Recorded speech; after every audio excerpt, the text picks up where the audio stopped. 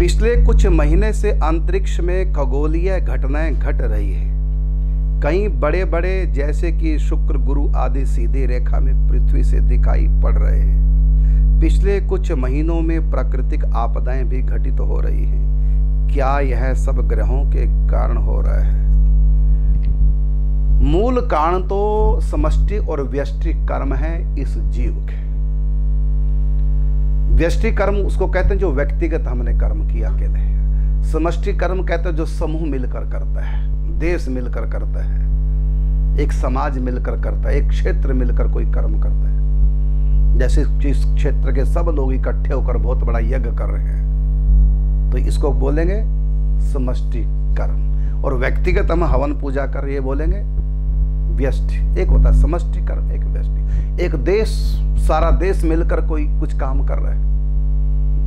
राजा जो भी काम करता है वो सारा देश के नाम होता है, क्योंकि सारे देश ने मिलकर के वोट दे करके एक व्यक्ति को जिताया है। तो उन सब का मत राजा के साथ। तो राजा जो भी करेगा अच्छा बुरा, उसका फल पूरा देश पाएगा। एक नियम है। जैसे रावण ने सीता का हरण किया, अकेले रावण ने किया, लेकिन लंका के छक्के छुड़ा दिए, पूरी लंका जला दी गई, लाखों लोग मर चुके। जबकि रावण ने हरण किया था, लोगों ने नहीं, क्योंकि लोगों ने विरोध नहीं किया रावण का, इसलिए दंड सबको। तो वो व्यष्टि कर्म था यद्यपि रावण का, लेकिन वो समष्टि बन गया क्योंकि सारी लंका रावण के साथ थी और सब रावण का संग दे रहे हैं, मरने मिटने को तैयार हो गए। वो एक समष्टि कर्म बन गया।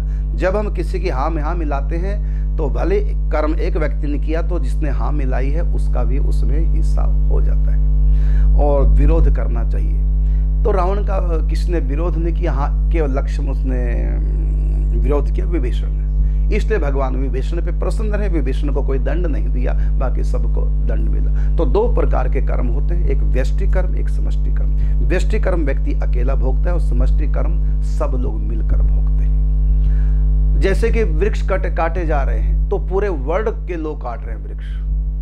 वृक्ष कम है तो हमको अपने बिल्डिंगों में लोहे की चीजें नहीं लगानी चाहिए, न सॉरी लकड़ी की, क्योंकि लकड़ी यूज करेंगे ज्यादा तो वृक्ष कटेंगे, वृक्ष ऑक्सीजन कम हो रही है, प्राकृतिक आपदाएं, स्वास्थ्य खराब सबके हो रहे हैं। तो सारा विश्व लकड़ी काटता है, घर घर में लकड़ी यूज हो रही है फर्नीचर में, और उससे वृक्ष कट रहे हैं। तो इसको बोलते हैं समष्टि कर्म हो रहा है इस समय। तो पूरे विश्व पे आपदा आएगी।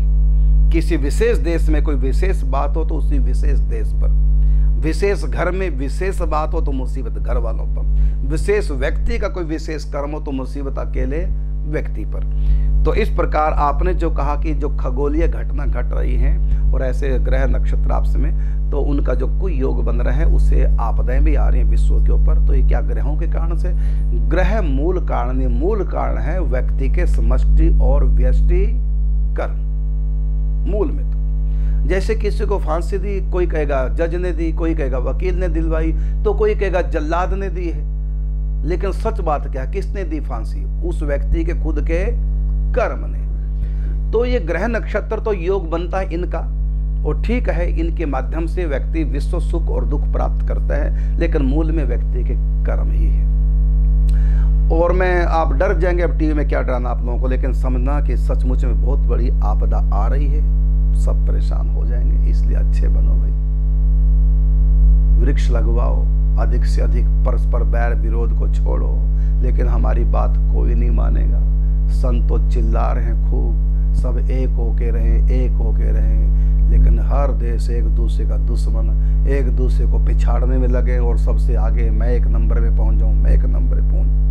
और सब सियासत चल रही पूरे विश्व में। हर देश ने लगभग जो भी प्रगतिशील देश हैं उन सब देशों ने बड़े बड़े बम बना रखे हैं। किस लिए बना रखे हैं बम? इतने बम बन चुके हैं इस धरती को 16 बार खत्म कर सकते हैं, एक बार नहीं 16 बार। इतने बम सारे देशों के अगर छूट जाएं तो ये बम जो है ये कोई मुरब्बा अचार डालने के लिए नहीं बने।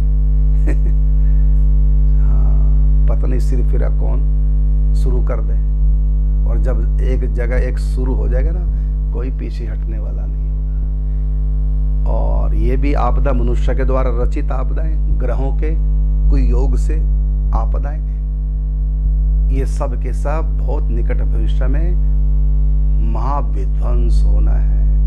अच्छे बन के रहो तो भगवान रक्षा करेंगे। कुछ समय के लिए सतयुग आ रहा है, अपना काम करेगा। उससे पहले सफाया होना, साफ सुथरा।